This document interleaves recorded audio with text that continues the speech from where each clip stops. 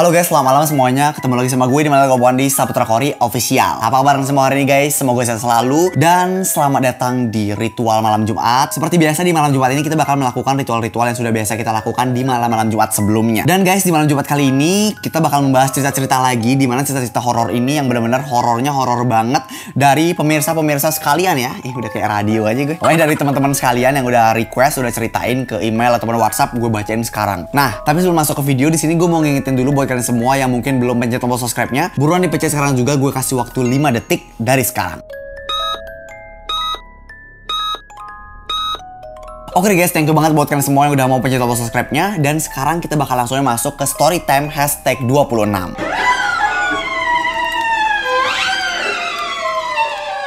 Cerita yang pertama. Hai kak, kenalin namaku Muhammad Amirullah, biasa dipanggil Amir. Aku berasal dari Jambi dan sekarang umur aku 15 tahun. Aku mau berbagi cerita horor nih kak, disimak ya. Kejadiannya waktu SMP. Aku bareng teman-teman melakukan kegiatan perjusami di hutan. Perjusami itu artinya perkemahan Jumat, Sabtu, Minggu. Nah, kami tiba di sana tepat pukul 12.30 malam, otomatis jam setengah 1. Dan tanpa membuang waktu yang lama, kami langsung membangun tenda. Singkat cerita, pukul 15.45, aku sama teman-teman mandi di sungai yang ada di hutan itu. 15.45 berarti udah jam setengah 4 sore dong, 15.45. Di sana udah dibatasin antara tempat mandi cewek dan cowok. Kejadian aneh mulai terjadi setelah kami selesai mandi. Ketika aku pergi dari sungai, aku lihat ada sebuah kotak. Oke, siapa tahu itu dari uya-kuya, nggak mau lu buka aja sih. Nah, karena aku penasaran, ya udah aku buka kotak itu. Setelah aku buka, ternyata isi kotak itu adalah ceceran darah yang berisi tulisan pergi. Oh my god, aku benar-benar shock dan kaget banget. Kok bisa ya ada kotak berisi tulisan pergi dengan menggunakan ceceran darah? Dalam hati aku berpikir, Allah, mungkin ini kerjaannya si Aldo. Karena aku berpikir untuk bodo amat, aku pun langsung pergi meninggalkan kotak itu. Setelah aku sampai di tenda, aku sesegera mungkin mengganti baju karena bentar lagi ada kegiatan yaitu perlombaan nyanyi, tari-tarian dan lain sebagainya. Semua kegiatan itu selesai tepat pukul 22.00, artinya jam 10 malam udah selesai. Dan kami semua pergi ke tenda masing-masing untuk tidur. Tapi aku tiba-tiba saja kebangun pada pukul 12.00 malam. Ngapain lagi kebangun jam segitu? Mau nyari kotak lagi loh. Ya, dia kebangun jam segitu karena katanya ingin buang air kecil. Dan akhirnya aku ngebangunin temanku si Aldo buat nganterin aku buang air kecil di sungai. Emang nggak ada WC darurat gitu kalau misalnya perjusami? Nggak ngerti deh. Oke, mungkin nggak ada. Nah, jarak antara tendaku dan sungai itu lumayan jauh. Setelah sampai di sungai, aku langsung menjalankan tujuanku. Dan lagi-lagi kejadian aneh terjadi. Aku lihat ada seorang cewek nih yang lagi berdiri di pohon beringin, tepat di perbatasan antara sungai tempat mandi cewek sama tempat mandi cowok. Muka cewek itu pucat dan tersenyum sambil melambaikan tangannya ke arahku. Ngebayangin. Lagi-lagi aku dibikin kaget. Aku pun langsung bergegas untuk cepat-cepat pergi. Dan setelah aku noleh ke arah belakang, si Aldo udah nggak ada di belakangku. Sontak aku langsung berpikir, jadi yang nemenin aku tadi siapa? Bukan Aldo. Aku langsung lari sekencang mungkin dan akhirnya aku sampai di tenda. Setelah itu aku merenung dan berpikir keras, siapa ya kira-kira cewek dan temen yang mirip sama si Aldo tadi? Pada akhirnya aku nggak mau mikirin itu lagi dan aku bergegas tidur. Setelah bangun, aku langsung menceritakan semua kejadian yang aku alami kemarin malam sama Aldo. Lalu aku bertanya kepada Aldo, Aldo, kemarin malam lu kan yang nemenin gue kencing? Dan Aldo menjawab, sejak kapan? Gue aja tidur nyenyak semalam. Deng, apa tuh jeng? Siapa terus yang nemenin lu? Aduh. Karena jawabannya Aldo itu, aku langsung terdiam dan sangat ketakutan. Melihat reaksiku kayak gitu, Aldo bertanya, emang kenapa semalam? Sontak aku menjelaskan semuanya. Semalam gue kencing di sungai dan bangunin lo buat nemenin gue. Aldo menjawab lagi, tapi gue gak dapet bangun loh kemarin malam. Setelah bincang-bincang tadi, singkat cerita kami pun berkumpul di hutan tersebut untuk mencari kayu bakar. Kayu bakar itu digunakan sebagai alat untuk membuat api unggun. Dan kejadian aneh pun terjadi lagi. Waduh, aku melihat ada seorang nenek-nenek dan juga 2 orang anak kecil sambil lambaikan tangannya. Deh, tadi melambaikan tangan mulu, mau ngapain berpisah lo? Aduh, aku pun langsung lari ke tenda setelah melihat hal tersebut. Nah, tepat di jam 12 malam, kami menyalakan api unggun. Setelah selesai kegiatan api unggun, kami bergegas pergi ke tenda masing-masing untuk tidur. Dan pada pukul 02.00 malam, si Aldo ngebangunin aku buat nemenin dia buang air besar di sungai. Setelah sampai di sungai tersebut, si Aldo langsung menjalankan tujuannya. Dan terjadi lagi. Kejadian aneh pun dimulai kembali. Tiba-tiba kaki Aldo ditarik sama sosok cewek yang aku temuin kemarin malam. Aduh. Aldo sontak menjerit dan bilang, "Mir, bantuin Mir." Gak mikir panjang, aku pun langsung lompat dan narik tangan Aldo. "Duh, lu bertahan ya, duh." Injing, drama banget. Dan kami pun langsung tarik-menarik di sungai tersebut. Tiba-tiba aku lihat ada bambu yang hanyut di samping aku. Aku langsung ambil bambu itu sambil bilang, "Aldo, nunduk cepet." Aku langsung mukul kepala hantu itu dan menarik Aldo sampai ke tepi sungai. Mohon maaf, hantu emang bisa dipukul palanya gitu ya? Nggak tahu, mungkin hantunya jadi-jadian kali. Nggak ngerti deh. Setelah berhasil aku narik dia, aku langsung baca doa dan ayat kursi. Dan aku pun bersyukur hantu itu tiba-tiba hilang. Kami langsung bergegas pergi dari sungai itu. Setibanya di perjalanan, tiba-tiba saja ada seorang cewek yang memakai baju pramuka sedang menangis tepat di pohon yang sudah tumbang. Aku dan Aldo pun langsung nyamperin cewek itu. "Kak, kamu kenapa nangis?" ucapku. Tiba-tiba dia membalikkan badannya dan ternyata sosok cewek itu adalah orang yang menarik kaki Aldo tadi.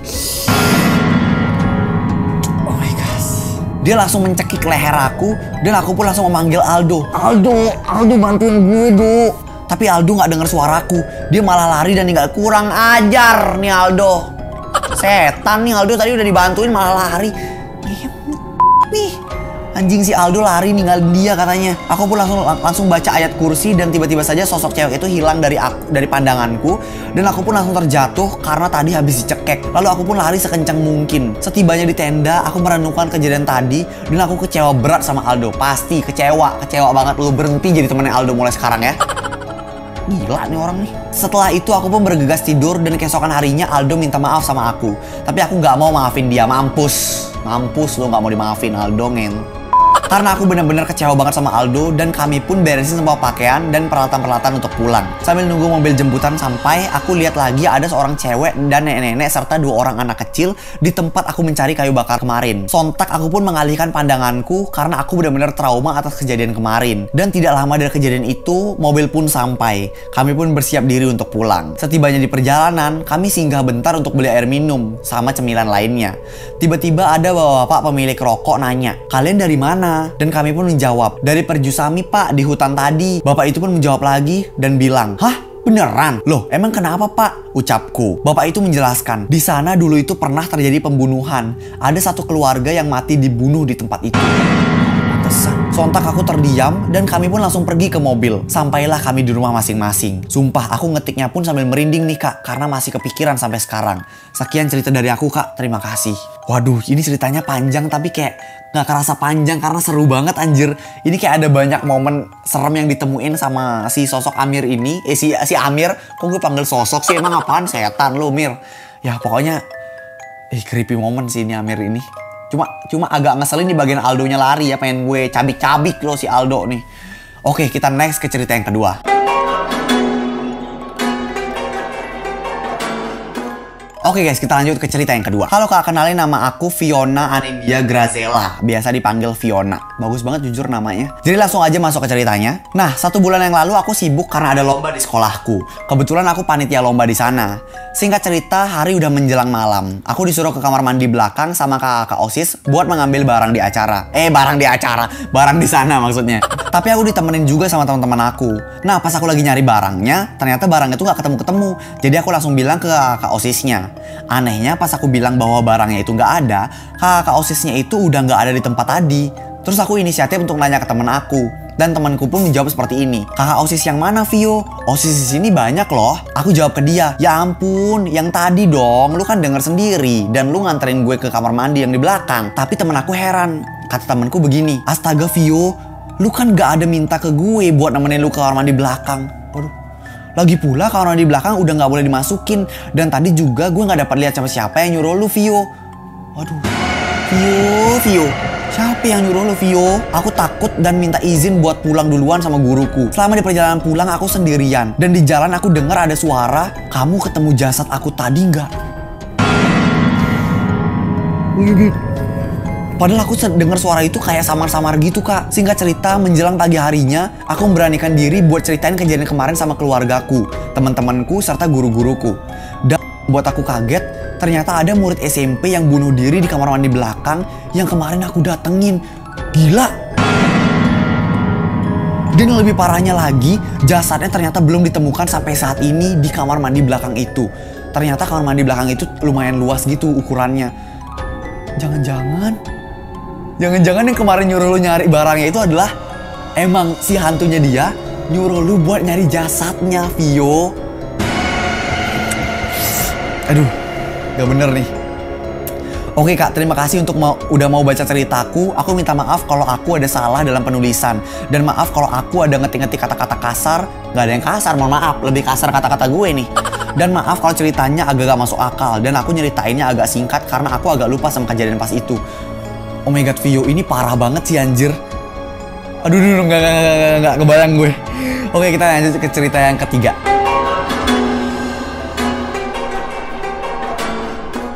Cerita yang ketiga. Halo Kak Kori, aku mau cerita pengalaman horor aku. Jadi aku dari kecil itu suka banget ngelamun. Dimana-mana pasti selalu ngelamun. Jadi ada beberapa kejadian sebelum kejadian yang paling horor aku terjadi. Kejadian pertama itu sekitar aku umur 3 tahunan. Aku sama kakak aku kan lagi berdua tuh di kamar sambil duduk di kasur dan liatin jendela kamar aku. Tiba-tiba kakak aku bilang ke aku, "Dek, kamu lihat gak ada orang di depan jendela itu lagi dada-dada?" Aku jawab, "Enggak Kak." Tapi kakak aku gak jawab apa-apa lagi. Terus dia pun ngeliatin jendela. Beberapa hari setelahnya, kakak aku bilang tentang orang yang dia lihat waktu itu. Dia bilang orang itu kayaknya cowok, rambutnya panjang, tapi ada jenggotnya banyak banget. Dan dia itu juga pakai baju putih. Karena masih kecil, aku jadi biasa aja. Tapi beberapa tahun berikutnya, tepatnya saat aku kelas 1 SD, waktu siang harinya, tepatnya saat aku pulang sekolah, aku langsung cerita ke ibu tentang di sekolah aku. FYI, di rumah aku itu ada ruangan angker karena nggak dipakai. Jadi cuma dipakai untuk tempat menyimpan tas-tas ibunya dia aja. Nah, aku pengen naruh buku tuh di tas aku, jadi aku masuk ke ruangan itu. Tapi pas aku mau balik, tiba-tiba saja ada adik laki-laki aku jalan ke kamar aku sambil main HP. Otomatis aku ikutin dia ke kamar aku, dan ternyata di kamar aku nggak ada siapa-siapa. Anjay. Akhirnya aku pun balik lagi ke kamar ibuku buat lanjut cerita-cerita. Dan adikku yang laki-laki ternyata masih di situ sambil main HP dengan posisi yang sama persis. Waduh, terus itu siapa yang masuk kamar? Aku masih biasa aja karena masih kelas 1 SD dan coba buat lupain kejadian itu. Dan kejadian ini terjadi ketiga kalinya saat aku melihat makhluk gaib itu tepatnya pada malam hari. Aku pengen minum keluar kamar, pengen ngambil minum air gitu. Tapi pas aku keluar, aku lihat ada orang yang sama seperti yang waktu itu dibilang sama kakak aku. Dan dia itu kayak lagi duduk di ruangan angker rumah aku itu sambil baca buku. Waduh, rajin banget nih hantu baca buku. Literasi banget nih setan. Dan dia itu kayak ngebelakangin aku gitu loh. Jadi kayak ngasih pundaknya gitu. Aku langsung lari ke kamar dan lanjut tidur. Besok paginya, kursi yang diduduki orang itu udah ada di luar rumah. Kejadian paling horornya itu adalah pas aku duduk di bangku kelas 1 SMP. Tepatnya waktu itu aku mau pergi ke sekolah naik angkot. Tapi di jalan aku udah ngerasa kayak ada yang ngikutin aku. Aku udah terus berpikir positif. Tapi masalahnya aku terus-terusan merasa kayak gini sampai aku tiba di sekolah. Aku pun pergi ke toilet dan pas aku lihat di kaca, ternyata ada orang yang sama di persis belakang aku. Tapi dia kayak ngebelakangin aku gitu Kak. Aku pun langsung lari keluar dan coba buat pergi ke musola. Selang beberapa menit, ada teman aku yang indigo. Dia bilang ke aku kayak gini, "Siapa yang di luar? Kok nungguin kamu?"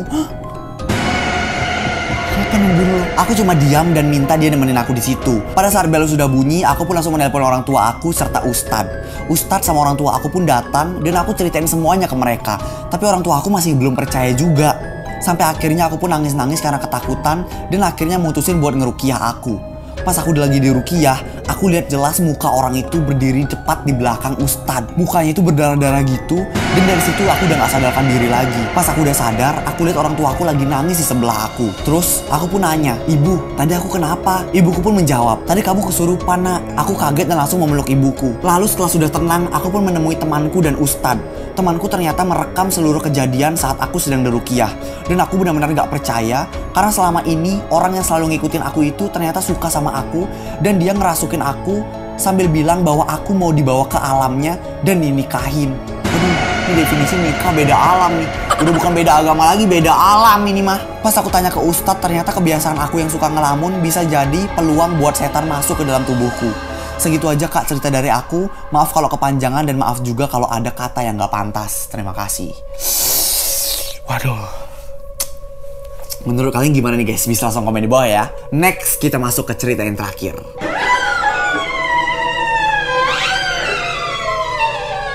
Cerita yang terakhir ini so spesial banget karena for the first timing forever ada yang dari Bali lo ngasih ceritanya, dan biasanya orang-orang Bali tuh serem-serem banget ceritanya. Oke, jadi langsung aja ya. Om Swastiastu Kak, Om Swastiastu.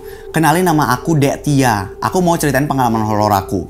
Nah, jadi ceritanya itu aku tinggal di rumah nenek bareng adekku karena nenekku itu tinggal di rumah sendirian. Jadi kami di sana temenin nenek aku biar dia nggak sendirian tinggal di rumah itu. Awalnya suasana rumah terlihat baik-baik aja. Nah, semenjak nenek aku mulai sakit-sakitan, suasana rumah mulai jadi terasa berbeda. Nah, menurut orang pinter, kalau di Bali itu katanya nenek aku itu kena ilmu hitam sama Ratu Lea. Bukan cuma Lea yang ngenain, tapi Ratu Leanya. Aku rasa Kak Kori pasti tahu. Yes, I know. Kebetulan rumah orang yang dicurigai pakai ilmu hitam itu tepat di bawah rumah nenekku, tapi agak ke samping dikit. Waktu itu aku tidur berdua bareng nenekku, sambil nemenin nenekku karena dia lagi sakit. Sedangkan adekku itu tidur sendirian. Aku tipikal orang yang sensitif kalau tidur. Jadi setiap dengar suara sedikit aja langsung kebangun.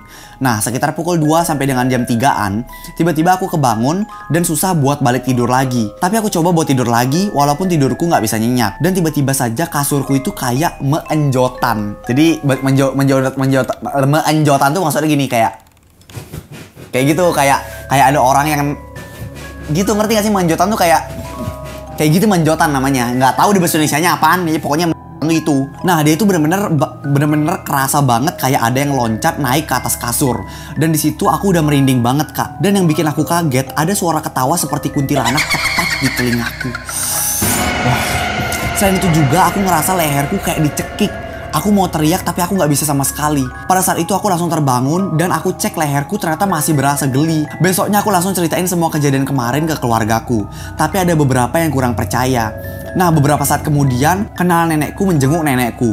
Dia itu kebetulan adalah seorang Balian. Balian itu artinya adalah seorang orang pinter atau dukun ya. Terus dia nanya kayak gini, kemarin malam tidur bertiga ya? Aku bilang, kita tidur berdua. Tapi dia bilang kemarin malam aku tidur bertiga dan nenek aku paling tengah. Padahal jelas-jelas aku cuma tidur berdua doang sama nenek aku dan adikku tidur sendirian. Di situ aku merinding banget. Karena kata dia yang kemarin itu katanya yang ketawa di samping kupingnya dia adalah kemungkinan Lea tersebut. Nah, beberapa minggu kemudian adik aku juga ngalamin hal yang sama. Waktu itu aku tidur sendirian dan tiba-tiba dia juga ngerasain kasurnya goyang seperti yang aku alamin beberapa waktu lalu. Ada yang loncat dan naik ke atas kasur. Bedanya kalau waktu aku itu aku cuma dengar suaranya. Tapi kalau adik aku ini sekarang dia bisa ngelihat langsung wujudnya dan dia ditindih. Anjir. Katanya jiwanya itu ditarik paksa sama makhluk itu. Dan adik aku itu ngeliat sendiri jiwa sama badannya itu mau dipisahin. Untungnya adik aku langsung kebangun, Kak. Tapi dia nggak langsung manggil aku atau nenekku. Dia malah berusaha untuk tidur lagi. Waduh, besoknya dia baru cerita sampai badannya pucat dan kakinya dingin banget. Karena emang wujudnya itu serem banget kata dia. Anehnya, gak lama setelah itu aku juga ngalamin, Kak. Jadi waktu itu aku lagi tidur. Aku dengar ada orang berjalan dari kamar di samping aku ke arah kamar adikku. Kamarnya tuh kan deket banget ya.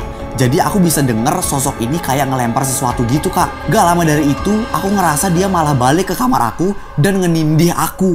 Waduh, demen banget ngenindih orang, mau ngapain, silat loh. Duh, aku sempat buka mata sedikit dan ngelihat sosok ini ternyata dia itu kayak cowok. Terus pakaiannya itu serba hitam. Anehnya, aku ngelihat jiwa aku itu juga kayak ditarik paksa dari badanku. Untungnya pas tidur tangan nenekku berada di atas perutku, kayak setengah meluk gitu. Dan aku ngerasa itu yang bantu selamatin aku. Karena aku semacam ditahan gitu sama tangan nenekku supaya jiwaku gak keluar dari badanku. Aku juga langsung mendorong sosok itu dan terbangun. Tapi sosok itu udah hilang, Kak. Aku langsung ngebangunin adik dan nenekku dengan alasan aku takut dan suasana malam itu bener-bener terasa beda banget. Aku belum berani ceritain karena masih tengah malam dan aku masih syok. Nenek dan adik aku juga bilang kalau mereka ngerasa malam itu suasananya terasa berbeda banget. Besoknya aku tanya ke kumpi aku. Kalau dalam bahasa Indonesia mungkin artinya buyut.